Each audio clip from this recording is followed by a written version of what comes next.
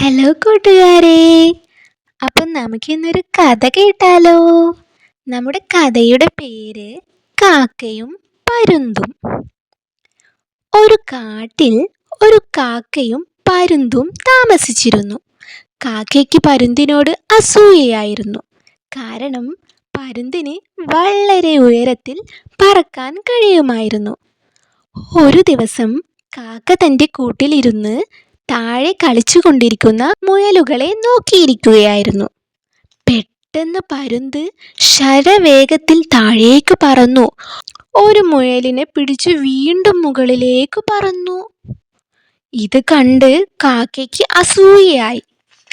പരുന്തിനെ പോലെ അനുകരിക്കാൻ അവൻ ആഗ്രഹിച്ചു. അങ്ങനെ കാക്ക കഴിയുന്നത്ര ഉയരത്തിൽ പറന്നു. അവിടെ നിന്നവൻ നിലത്ത് നിൽക്കുന്ന മുയലിലേക്ക് വേഗത്തിൽ പറക്കാൻ തുടങ്ങി. കാക്കയെ കണ്ട മുയൽ തെന്നിമാറി ഓടിപ്പോയി. കാക്കയ്ക്ക് തൻ്റെ വേഗം നിയന്ത്രിക്കാൻ കഴിഞ്ഞില്ല. അവൻ നിലത്തു വീണു. അയ്യോ! അപ്പം നമുക്ക് ഈ കഥയിലൂടെ എന്ത് ഗുണപാഠാ പഠിച്ചേ? ചിന്തിക്കാതെയുള്ള അനുകരണം അപകടത്തിൽ ചാടിക്കും.